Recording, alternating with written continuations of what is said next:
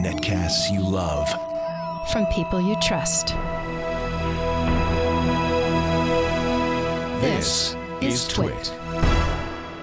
Bandwidth for Ham Nation is provided by CashFly at CACHEFLY.com. This episode of Ham Nation is brought to you by DX Engineering. DX Engineering offers practically everything you need to outfit your shack, plus the fastest shipping in the industry. In-stock items ship the same day, Monday through Friday until 10 p.m. Eastern. For more information, visit dxengineering.com/hamnation. And by ICOM. For more information, visit icomamerica.com/hamnation.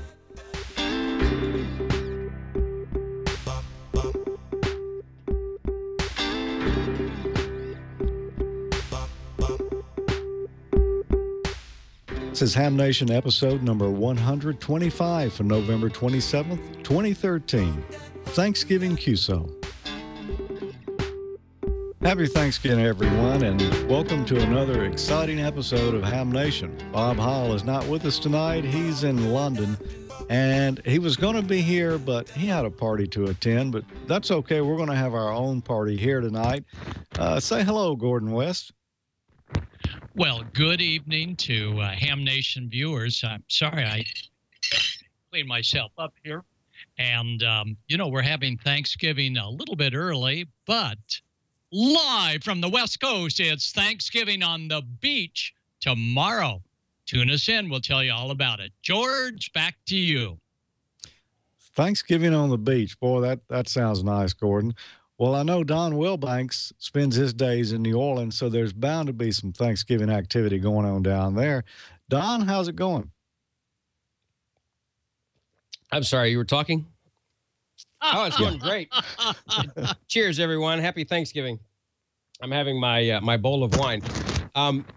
Everything's going fine, going really good. I didn't have any Thanksgiving decorations or anything, so I'm wearing a New Orleans Saints shirt. Football, closest I can get to Thanksgiving, but no beach activities down here tonight. It's 38.5 degrees right now, so it's too cold to get out by the pond, Gordon. So there will be no water sports in Picayune, Mississippi tonight. George, back to you. Okay, Don. Yeah, it's 35 here right now. You know, yesterday we had a lot of rain. The temperature were dropping. They thought we might have some snow, but we didn't. If we had, though, it would have been the first time it's ever snowed in Mississippi or in Jackson, Mississippi before Thanksgiving. But Dale's all ready for Thanksgiving, too. And what's going on tonight, Dale? Happy Thanksgiving from the Yellow Brick Road. And there he goes. That's festive. Wow. I need another drink. I don't know what else to say, Don.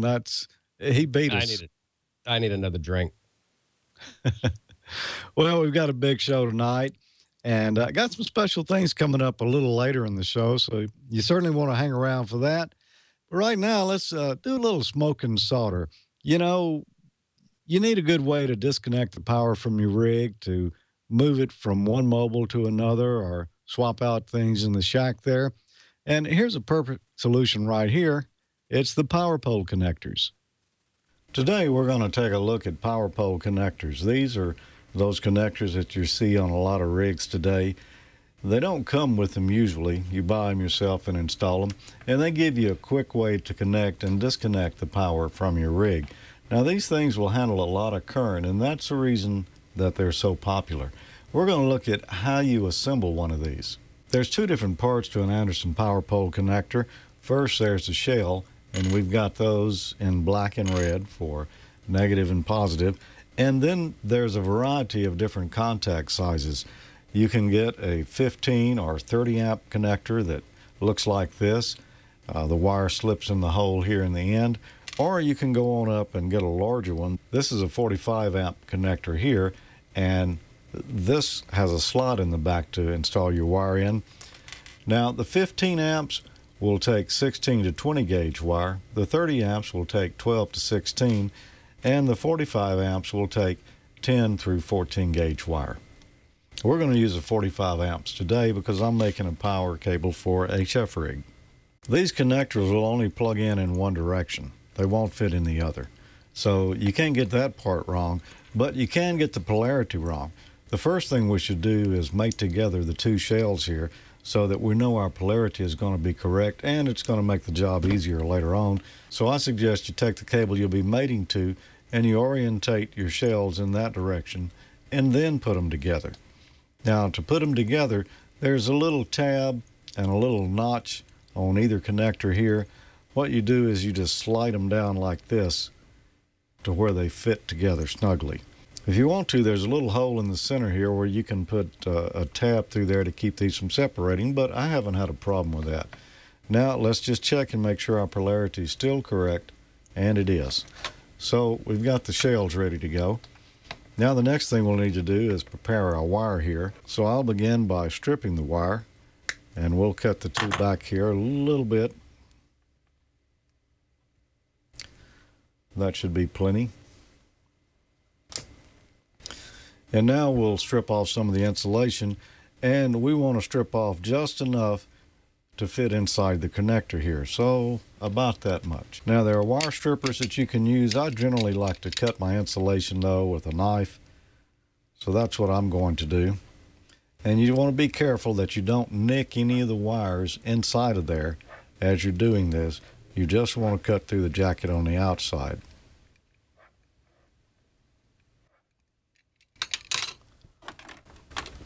So I'll score the wire first, and then I'll take my strippers and pull it off.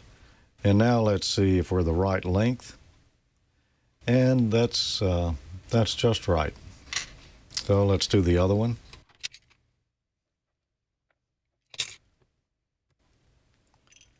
And let's check it. A little bit longer than the first one, but still that's a good length right there. I'm not sure what gauge this wire is. I think it's a 10 gauge. Here's one of the 15 amp connectors. We can see that all those conductors won't fit inside the hole there. So we know we can't use that. And besides, this is going on an HF rig, and we're going to have a 20 amp supply to it. So we want a connector that'll handle more than 20 amps. So I'm going to go with the 45 amp ones here. And now there's two different ways that we can go now. We can solder this in here, or we can crimp it, or actually three ways. We can do both if we want to. So let's try crimping the red one first. Now we want to get these lined up correctly. If you look inside the connector here, there's some metal springs in the bottom. When we put the pins in there, the hook here at the end of the pin is going to slide up over the metal spring in here. So we'll want to arrange them in that direction. It's easier if we go ahead and put these pins on where they'll be in the right direction, and we don't have to try to twist the wire later. So let's try crimping that and see if that works. Now your crimp tool is going to have a lot to do with how successful you are. This is the one I'm using here. I'm not sure if it's the exact one that you need, but it's what I've got. So we're going to try it. Now the whole point is that you want this to be kind of round when you're finished. So we're going to try to crimp it, and we may have to move our crimping tool around as we go to get everything straight.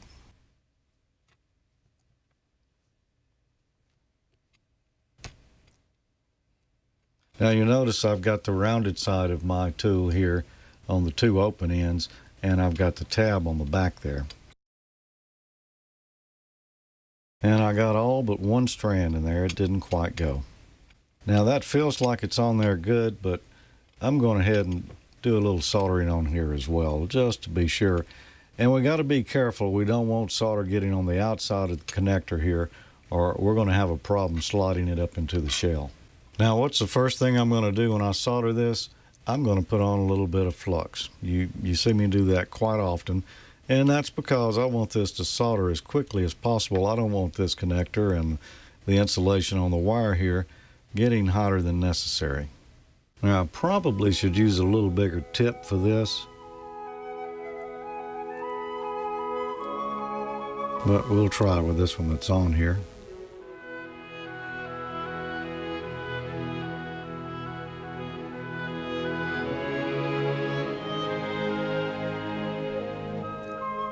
And it's beginning to flow.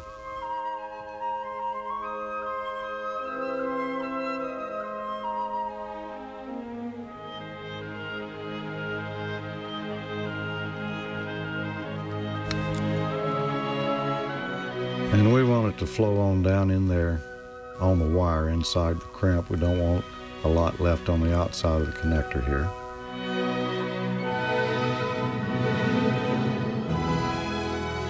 I just got a little there I didn't intend to. Okay, I believe that's good.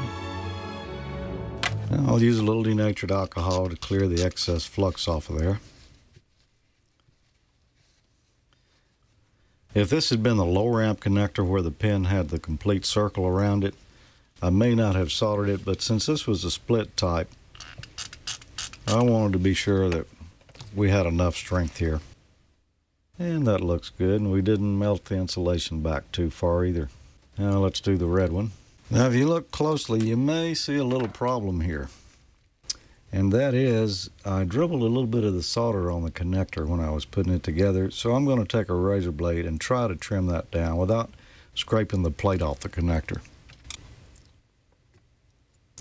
Easier said than done, but I think I've got it down to where it's flat again now. Now that we've got those crimped and soldered, let's do the final part of the equation here. The first thing we need to do is just look and see if these connectors are round back here where the wire's soldered, and they're not. They're kind of flat. They're a little bit wider than the body of the connector here is going to allow. So I'm going to take my crimpers and try to round them just a little bit. Now that should fit. The next thing we need to do is to make sure that they're straight here. If they're bent too much, they're not going to go up in there. So let's try it. Make sure we got the black wire going into the black connector here and the red going into the red, and the hook here on the end goes down toward the spring.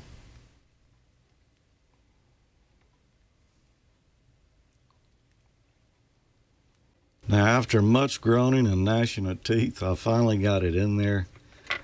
This is not easy on this larger gauge of wire right here.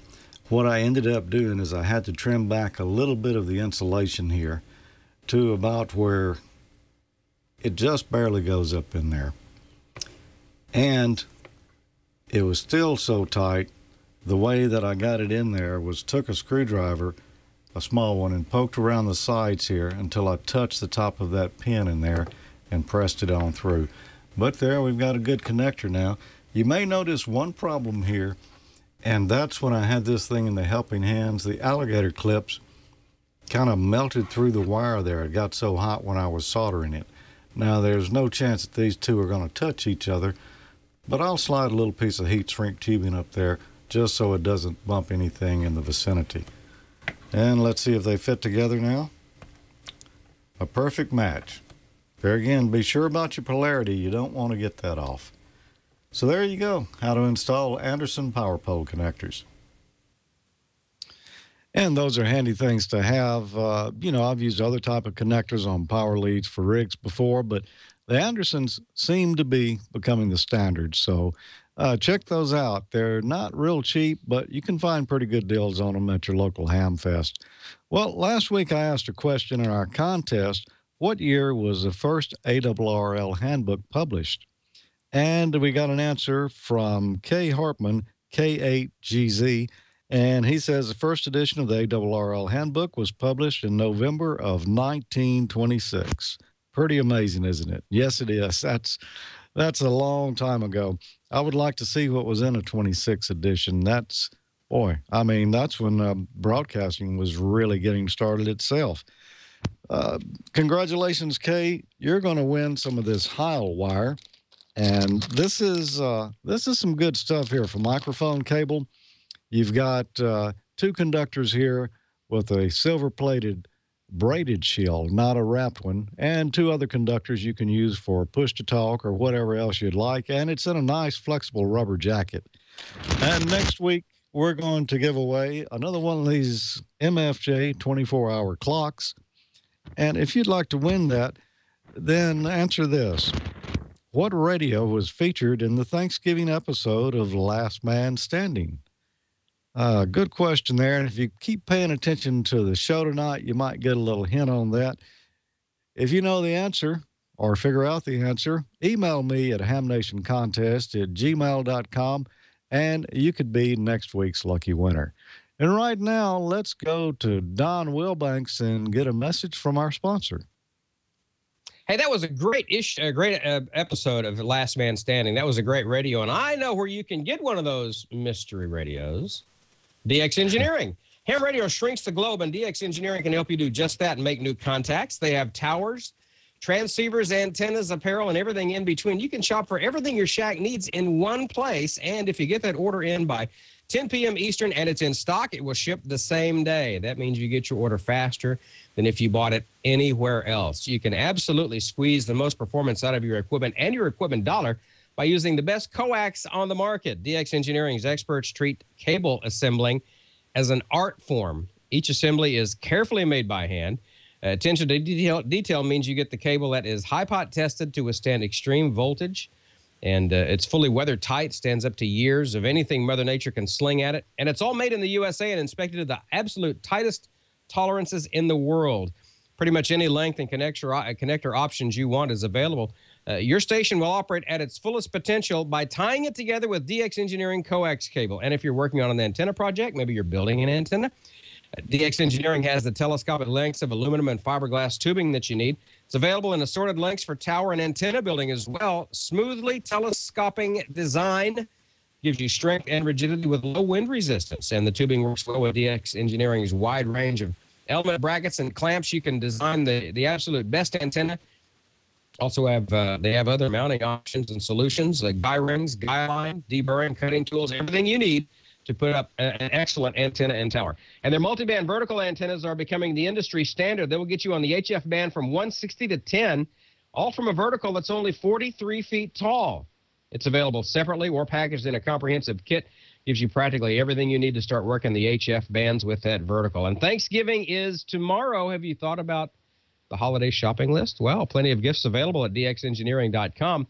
Gifts for every ham radio operator and budget. Tools, clocks, weather stations, books, audio accessories, and everything in between. We also have gift cards you can buy online, print out instantly, even if you wait until Christmas Eve. That's right. And if you want to grab any of this great DX Engineering gear, get your order in by 10 p.m. Eastern tonight. And if it's in stock, DX Engineering will put it on a truck, and it'll head your way tonight. Yes, it'll ship tonight if you get it in by 10 p.m. Eastern. Proven products, expert advice, the fastest shipping in the industry. DX Engineering helps you shrink the globe just like amateur radio does. Request a catalog, shop online 24/7 at dxengineering.com/hamnation. And DX Engineering, we thank you for your support of Ham Nation. And you guys over at DX Engineering, we hope you have a great Thanksgiving. Now let's head on up towards the Yellow Brick Road and see, or no, we're going to the West Coast. Let's see what's going on with Gordon. It's short shots. I need another drink. There we go again. Well, we'll see the shorts and just a few more shots. But, you know, we're all around the Thanksgiving table here. We're thinking of those of you on the East Coast, and we just hope seriously that the storm did not cause too much damage. And for those waiting for friends coming from the West Coast to the East Coast, well, they'll get there ultimately. But let's take a look on the West Coast for a little different Thanksgiving tomorrow morning, and you as Ham Nation viewers can tune us in. So, Brian, let's roll the short shots. Well, we look at the weather, and it looks pretty ominous on the West Coast, but we're assured by the Weather Bureau that it's going to miss us and that we should have, hopefully, a nice day out on the beach.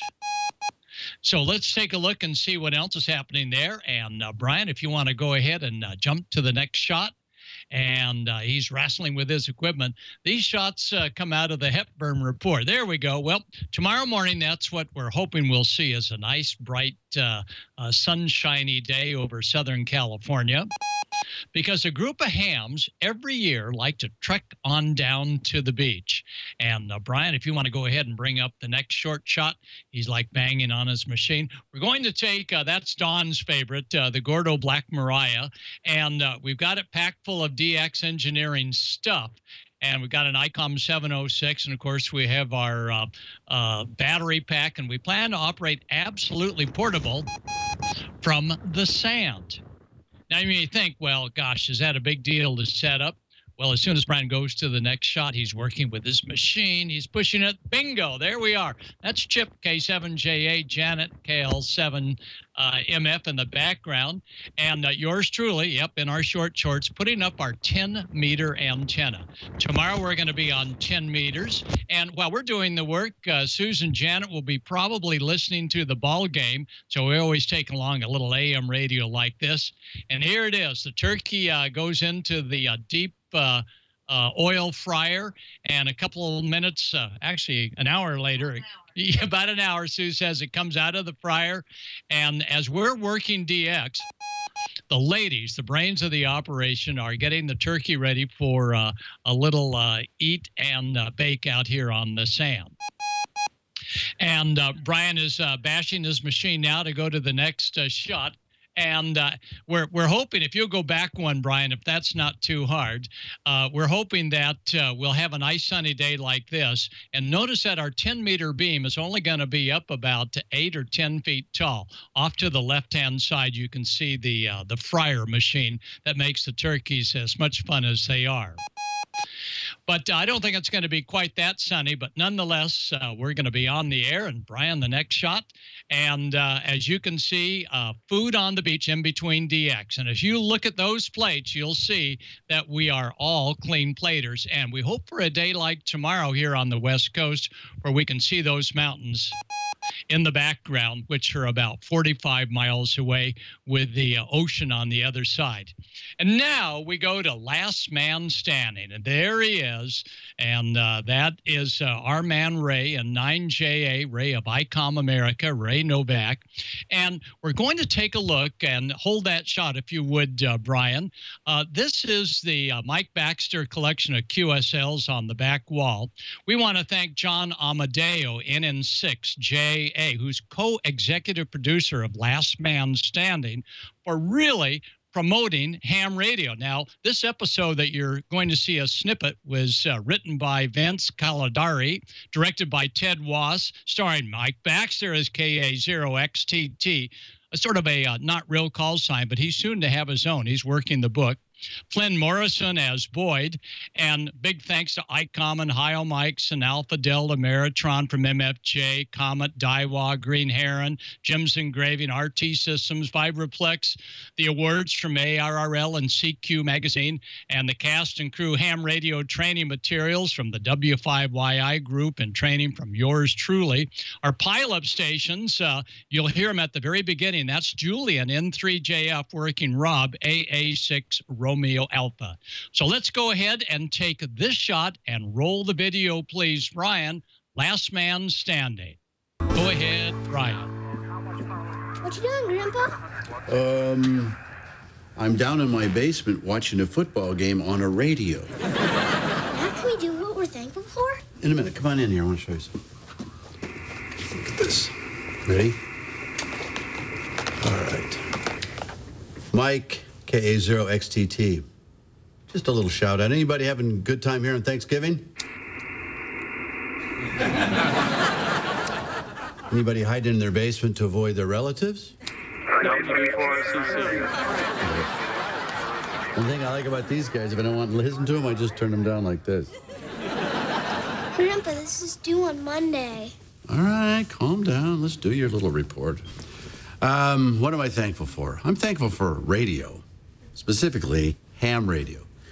Ham radio is heavily regulated by the FCC, the same people who censor network television but not cable, so drug dealers and murderers become our heroes. They not only censor, but they regulate my ham radio. They require me to have a license, test, and if they don't like what I have to say, they can fine me or lock me up. What a great way to treat the last line of communication during the coming apocalypse. Why does the government choose to regulate free speech and ham radio, but anybody can operate, I don't know, a hemp outlet? So this Thanksgiving, while the rest of you are enjoying your turkey, I'm savoring my ham. Happy Thanksgiving, FCC, because I know you're listening. You should have just done a book report. Oh, there you go. Well, we thank the entire crew for this great transmission about ham radio.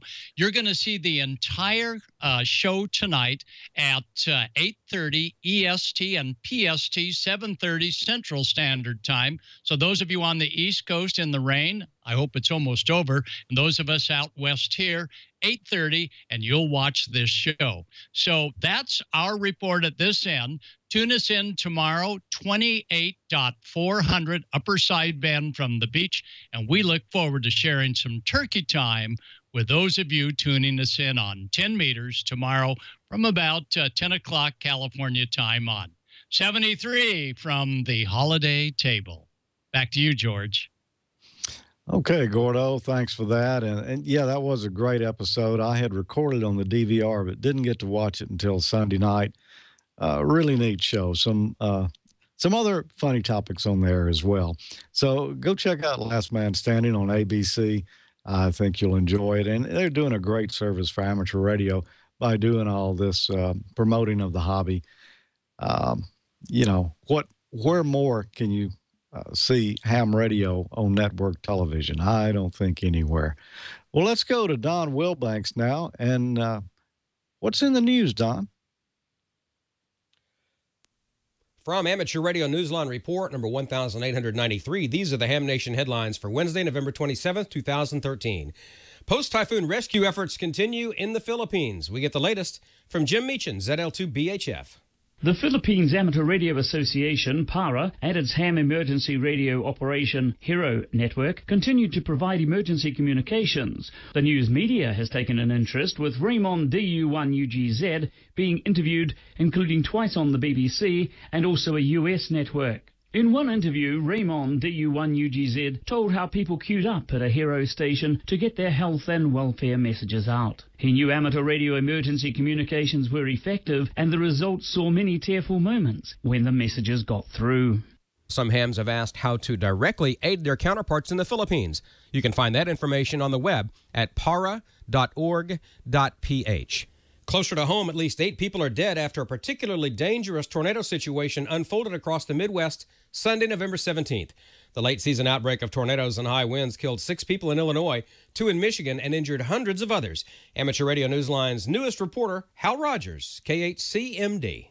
Ham Radio responded with a team of volunteers to a Central Illinois Division Red Cross after receiving a request for emergency communication support between various locations in Washington, Illinois. Washington is a town of approximately 11,000 people, and news reports say that it is among the hardest hit by the storms, with many injuries having taken place. Communication support was provided between the American Red Cross offices in Peoria, a Methodist church, and the Tazewell County Emergency Operations Center.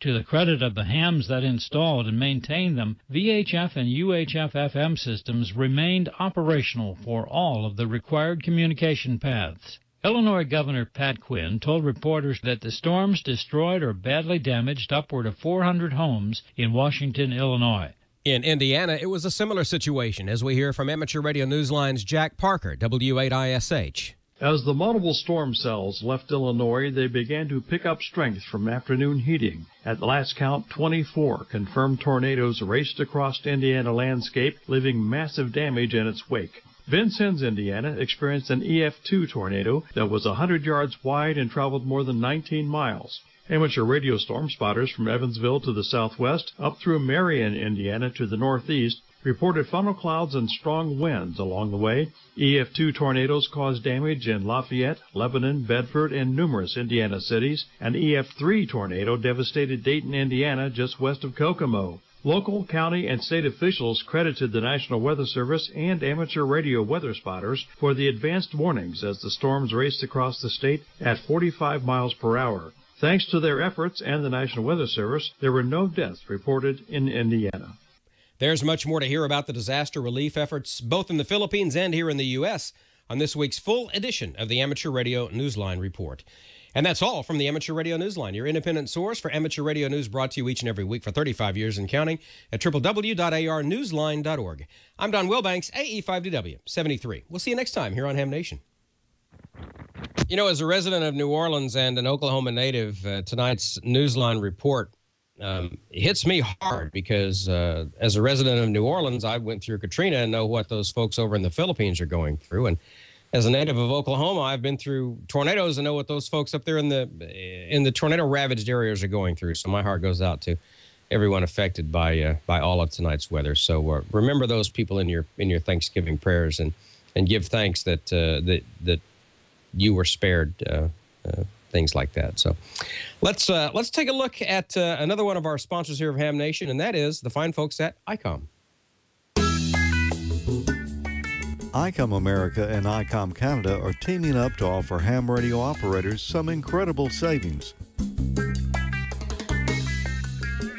You can get a great deal on a D-Star repeater direct from ICOM and help expand D-Star across North America. For a limited time, ICOM is offering a Buy Direct D-Star promotion for U.S. and Canadian residents. Purchase a D-Star repeater through the D-Star Infrastructure Program. The growth of D-Star over the past 4 years has been incredible, with the release of the ID51A and the IC7100. More people are getting on the air with this incredible mode. In response to the request to make the infrastructure more affordable, ICOM America and ICOM Canada are teaming up to expand the number of repeaters. This Buy Direct promotion is good now until the end of 2013. Download the mail order form, fill it out, and send it in by mail, fax, or email today. Find out what all the D-Star fun is about. Visit ICOMamerica.com/amateur for more information on ICOM's Buy Direct program.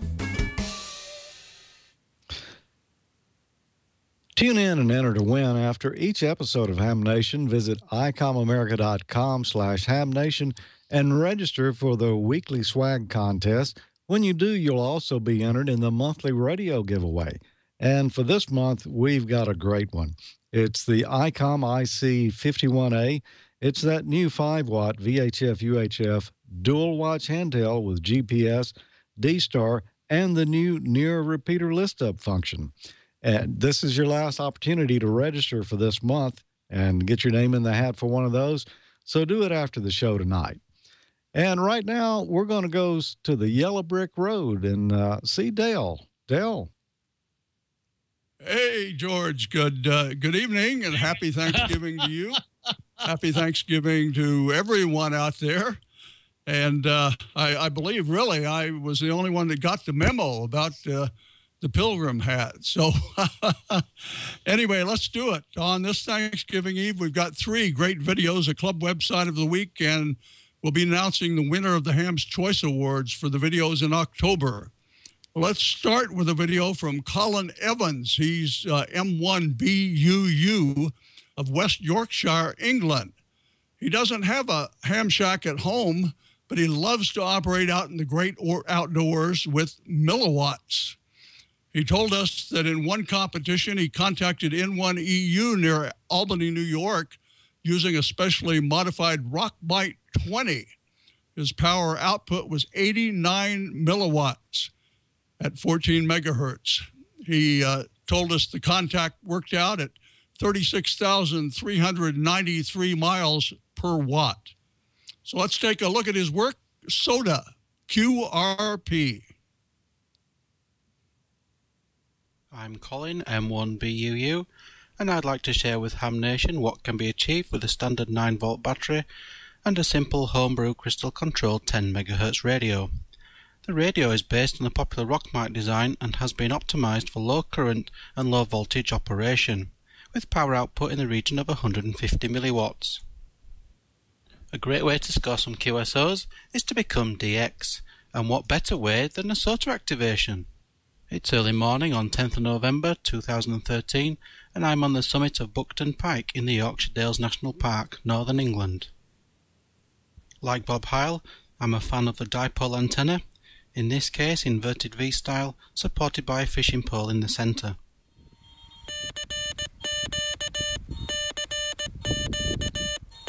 Calling CQ soon results in some hits on the reverse beacon network, translating into an automatic spot on the SOTA-Watch website. Very soon I was on the right side of a mini pile-up, working 16 stations in 18 minutes.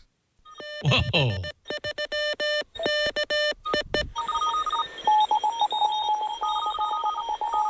Oh!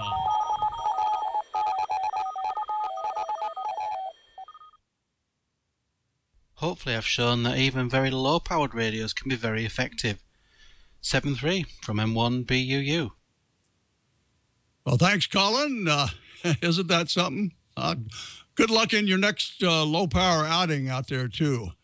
Well, on Veterans Day earlier this month, the NB9QV Cobia Radio Club operated a special event using the radios aboard a World War II submarine. The videographer is David Jager. He's Whiskey November 9, Quebec. On November 9th and 10th, 2013, the USS Cobia Radio Club held a special event on the submarine USS Cobia. The event was to honor the U.S. veterans on Veterans Day weekend. The Cobia is a World War II submarine similar to the 28 subs built in Manitowoc, Wisconsin, and is moored at the Wisconsin Maritime Museum. Our radio equipment had to be lowered down a hatch to our operator's location.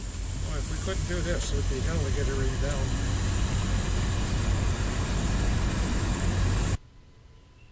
This is Doug, N9NX, at the 40-meter station.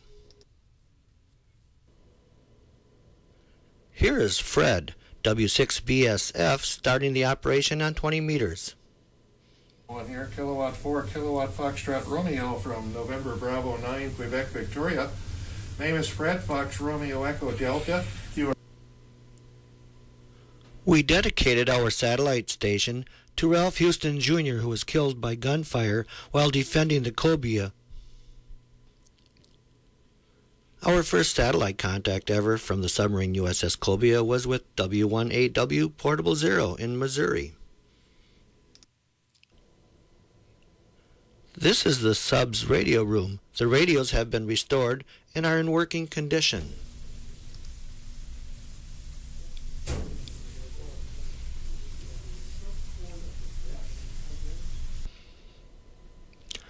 The Cobia's radar system has been restored to full working order and is now the oldest operational radar system in the world. Here are some parting scenes from the USS Cobia. Over 880 contacts were made during the two-day event. And let us not forget what the whole operation was for, to honor our veterans on Veterans Day.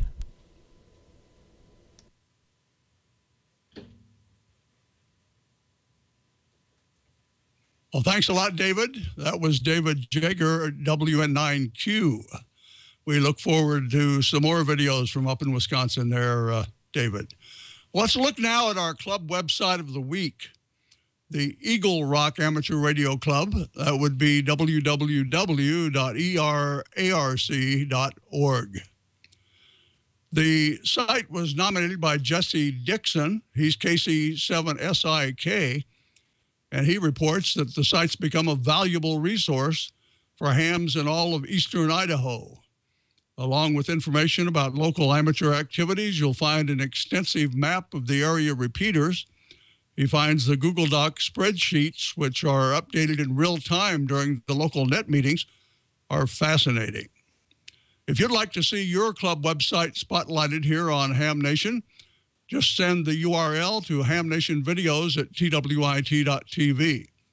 And don't forget, you can check out all of the club website of the weeks featured here at hamnationvideos.info. Well, we're going to go ahead and wrap up tonight's videos. And this one's another offering from 9-year-old Scott, KD0WBB. Here he builds a 10-meter dipole, and he uses it to make his first DX contest from the backyard. Let's watch that one together now.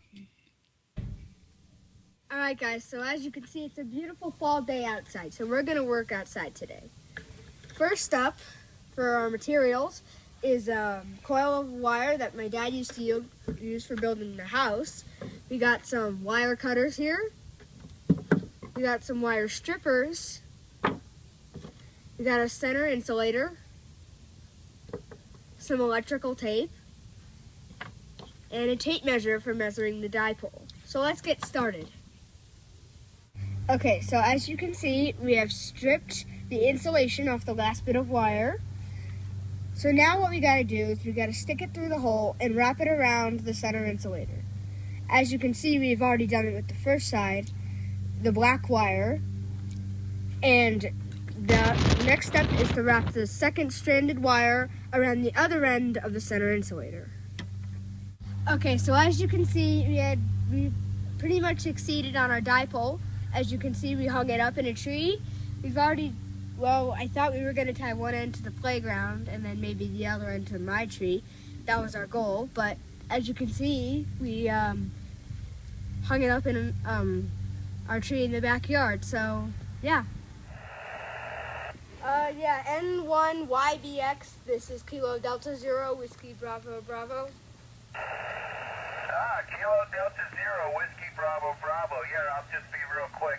959 signal, by the way, to the town of Benton, New Hampshire. Bravo Echo November, Tango Oscar November. Population 300 up here in the White Mountain Forest. Over.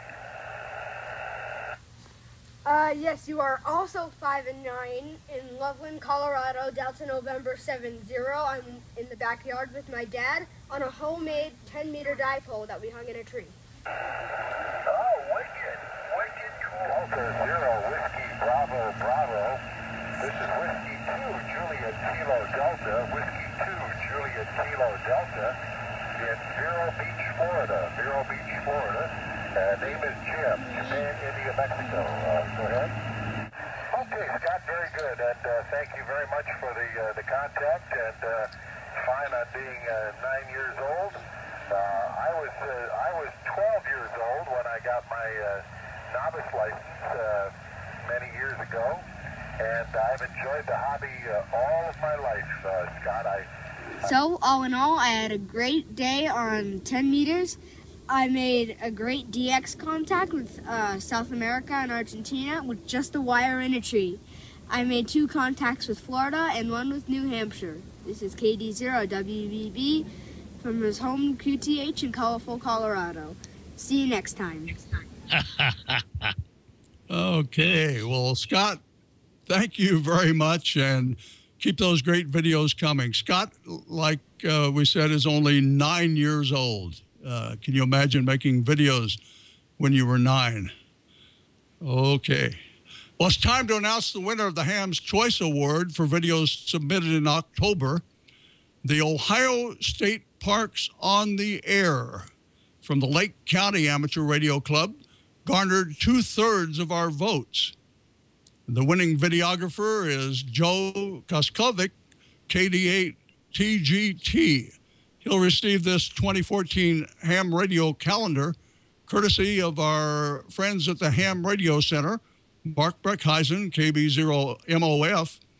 That's the candy store here in the Wichita area, better known as the Radio Shack down in Derby. Well, there was a tie for second place with 10% of the vote each going to the Peoria Superfest 2013 video from Dan, N9LVS, and PSK 31 sending upper and lowercase text from Randy. He's K7AGE. We'd love to show your photos and videos here on Ham Nation. Just send a link to your video or email your photos to hamnationvideos@twit.tv. And we have a special request from ICOM's Ray Novak. He'd like to see more videos featuring emergency communications or neighborhood watch teams that use amateur radio. We'll be posting a link to a real nice feature video covering amateur radio from the BBC. You'll find that link on our hamnationvideos.info website sometime this evening. The link came to us from Eon G3ZHI. So check it out if you get a chance. Well, that's 30 for the video segment this Thanksgiving Eve. Happy Thanksgiving to everyone out there. And now, Cheryl's got the latest from the chat room. So good evening, Cheryl. Happy Thanksgiving to you. Thank you very much, Dale. And likewise, happy Turkey Day early to you as well. And thank you for your segment. Good job. So I want to just go into a couple things here. Everybody have a great Thanksgiving tomorrow. That's important. I'm happy to be here with you guys tonight. So for the most part, I just want to let you know that we have an announcement that we'd like to make here. And first off, I have to say hello to my Uncle Frank, who's also a ham. So hi, Uncle Frank. And then we have an announcement from AK400. He's got a Tampa Bay Ham Fest. So for all those in the southeastern part of the United States, Tampa Bay Ham Fest, Friday, December 6th, and Saturday, December 7th, a two-dayer, an ARRL West Central Florida Convention, second largest ham fest in Florida. So I guess the best thing to do is check it out on the web or go to the ARRL and punch that in so you'll get more details on the exact location. But it sounds like a big one. I wish I was down in Florida at this time of the year. So anyhow, let's get started here with a great question from W7BJH. BJ, he says, if you want to, is there any way to determine the frequency of ham sticks? I know that's an antenna. I don't see any markings or identification numbers on this particular antenna. So let's go over to George. Might you have an answer for us concerning ham sticks and what frequency that would be, George? Go ahead. Well, I might have an answer, and it might not be correct, but I'll take a stab at it. It all goes by how many turns are on the coil of the mast of it. If you've got an 80 meter around you can look at and it looks like the coil is about the same length, well, then it's probably an 80 meters. If it's about somewhere around a half that size, it's a 40. But that's got everything to do with it right there. Gordon, do you know a better method of determining that without any test equipment or markings? No, I love your way, George. If that coil is this long, it's 80. The coil is this long. That's the fat part of the ham stick. It's 40. 20 is about this long. 15 is about this long. And 10 has very, very little turns at all. So I'm with you, George. That's the way you tell. And then, of course, take it on an MFJ SWR analyzer and put a little turkey with it, and you'll know what you got. Back to you, George. No, back to Cheryl. Hey, George. Hey, Gordo. Yeah. Hey, I just wanted to say I'm with you, and I was going to say, can I add an answer? The MFJ antenna tuner, of course. The analyzer, not tuner, I meant analyzer. It's just like my head's in every direction. But I do have another question for you, Gordo. Which D-Star reflectors are the Papa system linked to that's out in your area? Is it 12C or I can't quite remember. Over to you. Gosh, I don't have a clue. I'm an idiot when it comes to D-Star operations, but I've got it pre-programmed in my handheld. So I think it is 12C, but just tune around D-Star, and you may hear Chip and Gordon and Janet and Susie and Kristen and George. So we may be on the air somewhere on D-Star, but for sure we'll be on 10 meters. Back to you, Cheryl. Oh, thank you for that. And another thing I remember doing is they have their own website for the PapaSys. If I'm not mistaken, it's papasys.org. Not sure, but it shows the whole map of Southern California. And if you just key up on that D-Star and you're connected to that one out there, you light up the whole West Coast and everybody can hear you. And it's quite exciting. I was using the ICOM 2820H dual band, dual receive, D-Star module included. Great radio, just awesome and really fun to program. I did it myself. I learned how. Any of you guys can do that. So join in for the D-Star fun. It's always a great time. So I also have a second announcement that I would like to make because I'm very excited to let you know that for the North Shore Radio Club, that is the group that I am a member of with K9LPK. participated in field day. I know it's late. Like, what are you talking about? Field day, it's Thanksgiving, blah, blah, blah. But all the things were tallied. The results have been posted. The call sign was K9OR. I have to say that. The score was 11,552 points. The category was 3A and 3 as in 3 alpha. We won in the first place in the state. All right. And also the first place in the Central Division, place number 1. Wow. And also in the country, place number 3. That would be for the North Shore Radio Club. You can find their information on the website. They do a fine job, and please go in there. They teach you about soldering. There's a whole bunch of great things in there. So it's ns9rc.org. Please join in for all the fun that you'll see there. They even talk about how to use some test equipment. There's links to it in there. Please go on and check that all out. That would be ns9rc.org. And that's bragging rights for the club. So there you have it. And then I also would like to, Brian, do you happen to have that picture that I asked maybe you might be able to put on the screen for me? It's the notice. Yeah, this is the one that you see behind me back here above my shoulders. The notice about it's kind of a warning hazard type sign. But I keep getting questions in my email. Where do you get this from? And I went on a site called ZCG, and I'll give it to you phonetically, ZuluCharlieGolf.com. And you can get this sign. They have other variables sort of like it, or you can just type in radio warning signs and you'll get them. So all I know is they are available. You can still get them. And if you wanted one, that's where you'll be able to find it. So that was a question I want to answer for everybody. And we also have some other questions here that I'd like to bring up. Hey, Cheryl. Yes. Cheryl, they didn't know where the sign came from. What they wanted to know was where the radiation was coming from, not the sign. The radiation. You're getting nuked, kid. If the radiation's all radios put out a little bit of radiation no matter what. So that's it's just her kind electric personality. It's definitely. I have a more of a magnetic one, but electromagnetic. Yeah, both. Yeah, there you go. ERF. And for Turkey Eve, I also have something else for you, Gordo. So we know you will be down at the beach tomorrow on 10 meters, 28.400 and up. What call sign will you be using tomorrow, Gordo? All right, either WB6NOA or K7 Juliet Alpha, probably K7JA. That's Chip's call sign. He's the master behind the antenna we're going to be using. It's a homebrew antenna. I'm supplying the DC power, either this big heavyweight or the new Daysaber nickel. I got to get it right. No, lithium iron phosphate. There we go. But we'll be battery operated, and Lord help us if the sun is shining, we'll be solar powered, charging the battery. So K7 Juliet Alpha or WB6NOA.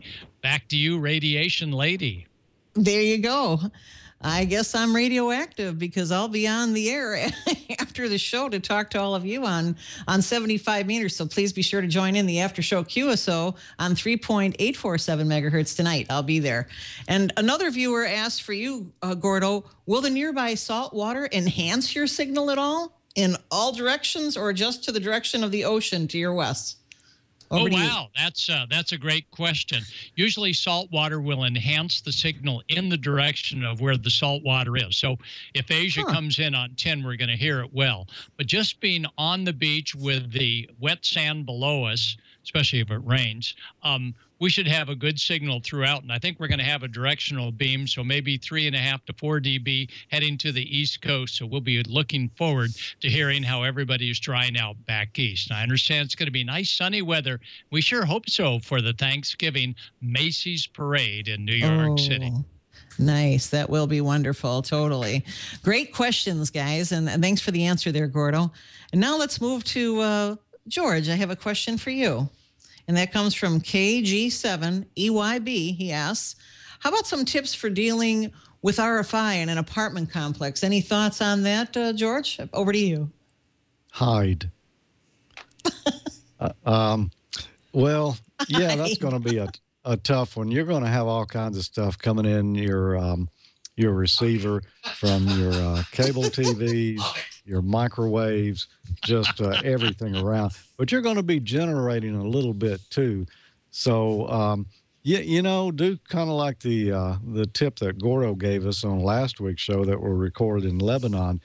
If someone knocks on the door, then it looks like they're going to complain about interference. Ask them if they're picking up the same interference you're getting.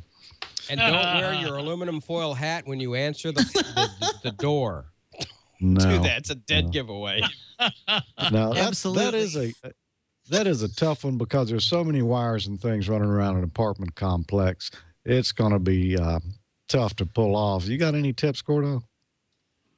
That is loads of ferrite beads, snap-on filters to help minimize any stray RF. And it's a two-way deal. You'll generate noise, and on receive, they'll generate noise. And that's a tough one. Just try and get the antenna as far away from noisemakers, potential noisemakers like plasma TVs, as possible. Back to you, Sharon. Let me tell you something about those ferrite beads. I ate 17 of those things one time, and I still had RF in my shack. They don't work for me at all. There you go. Right. Okay, you then. should have hung them around your neck. You know that Don, the Donster, he's been out there already on 3847, and he types in the chat room. I see he says, K5LN says hello from 3847. So let's just say hi to K5LN a little bit early, and I hope to talk to you soon. Hi, Bill. And also you, Don, too. Hello, darling. So I think that pretty much wraps up most of the questions for the pre-Turkey Day here. But what can I say? Or Turkey Eve, as the West Coasters like to call it, Turkey Eve, right, Gordo? That's it. Well, 73, Cheryl, thanks so much, and we look forward to hearing you on the air in just a few minutes. For those on 40, we'll be at 72. Gosh, I've got a 72, 78, looks like, on the radio. And tomorrow we'll be on both the ICOM 706 as well as the 718. That's perfectly visible down in the bright sun, hopefully, that we have at the beach. Happy holidays, everyone, and we'll see you next week.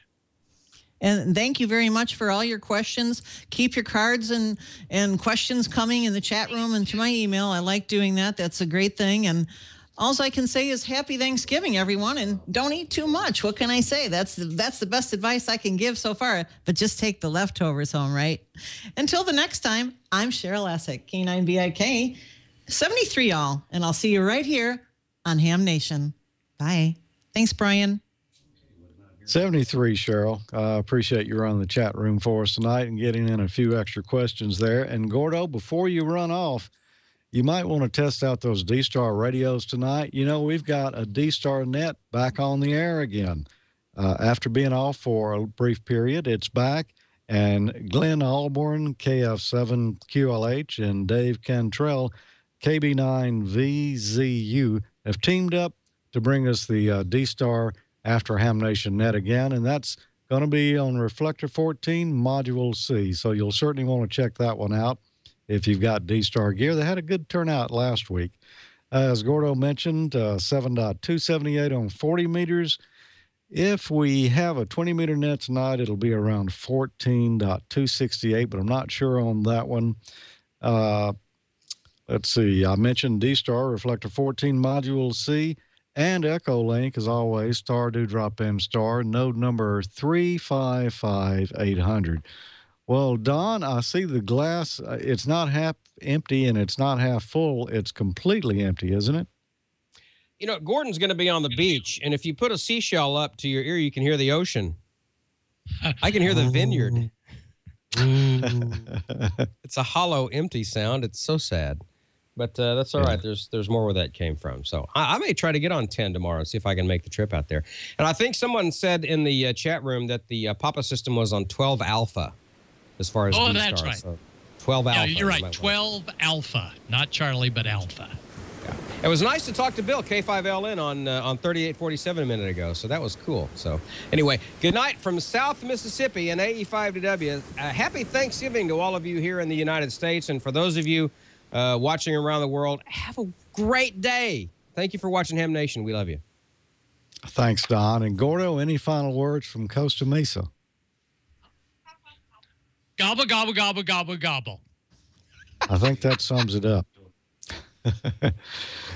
One other thing before we go, we want to ask everyone who watches Ham Nation to go to the twit.tv website, scroll down a little bit, and you'll see a link down there to take the audience survey.